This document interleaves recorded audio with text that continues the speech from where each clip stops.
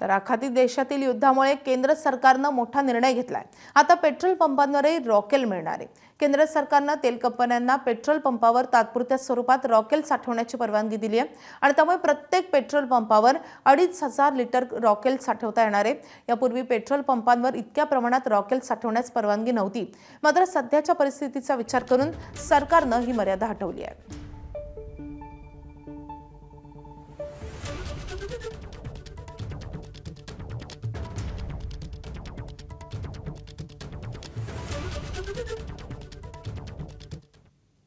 आता बातमी आहे युद्धाची।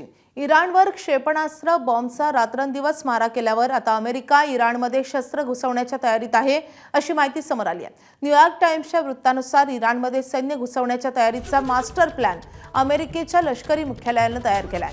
अमेरिकेने यासाठी प्रचंड तयारी केली आहे। आखातात सध्या अमेरिकेचे तब्बल 50,000हून अधिक सैनिक तैनात आहेत। याच आठवड्यात अमेरिका मोठ्या प्रमाणात लष्कर इराणी भूमीवर उतरवेल अशी शक्यता वर्तवली जाते। पेंटागॉनने तयार केलेल्या अहवालानुसार अमेरिकेने लष्कर घुसवलं तर पुढील 2 महिने ही कारवाई सुरू राहू शकते।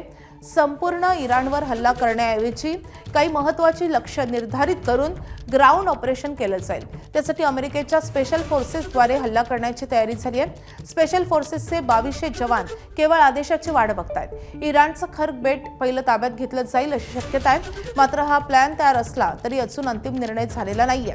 बुशहर आणि खर्ग बेटांवर अमेरिकन ड्रोन्सही सध्या उडताना दिसतात। सौदीच्या हवाई तळावरही हे ड्रोन्स झेपावले होते। या संपूर्ण भागाची रेकी करण्यासाठी हे ड्रोन्स वापरले जात आहेत। तसंच युरोपीय देश आणि ब्रिटनच्या हवाई तळांवरही मोठ्या प्रमाणात युद्धासाठी सज्ज विमानं पाहण्यात आली आहेत आणि त्यामुळे अमेरिकेचा जमिनीवरील लष्करी कारवाईचा कट डिकोड केल्याचंही बोललं जात आहे।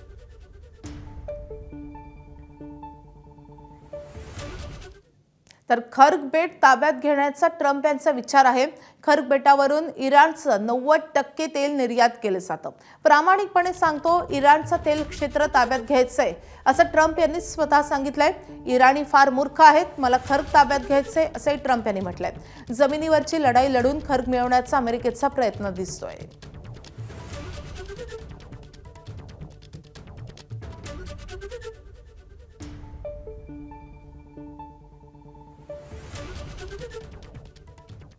पाकिस्तानच्या मध्यस्थीनं इराणसोबत चर्चा सुरू आहे असं अमेरिकेचे राष्ट्राध्यक्ष डोनाल्ड ट्रम्प यांनी म्हटलंय। इस्लामाबादमध्ये परराष्ट्र मंत्र्यांची बैठक पार पडली आहे। इराणनंच चर्चेचं गांभीर्य ओळखलंय। त्यांनी तेलाच्या बोटी दिलेल्या आहेत असे ट्रम्प यांनी म्हटलंय। आखातातलं युद्ध लवकरच संपेल असंही त्यांनी म्हटलंय। इराणनं तेलानं भरलेल्या 20 बोटी हॉर्मुझमधून नेण्यास मंजुरी दिली आहे असा दावाही त्यांनी केलाय।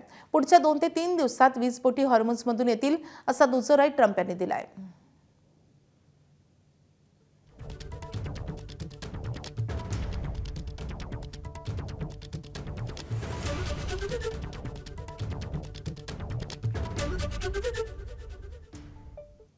हिजबुल्लानं इस्रायली सैनिकांवर गोळीबार केल्याचा व्हिडिओ समोर आलाय। तर दक्षिण लेबनॉनमध्येही हल्ला झाल्याची माहिती समजते।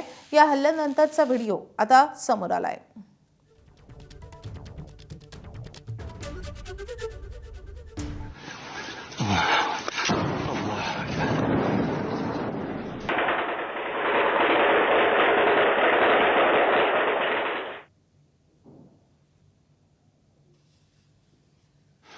الله أكبر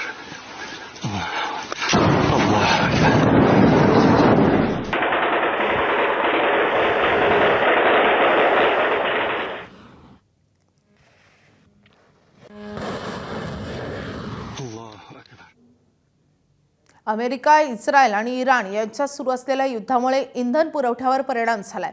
फिलिपाईन्समध्ये 300हून अधिक पेट्रोल पंप बंद करण्यात आलेत। सरकारी निरीक्षकांनी या संदर्भात माहिती दिलेली आहे। तर इंधनाच्या किमतीही अधिक वाढल्या आहेत।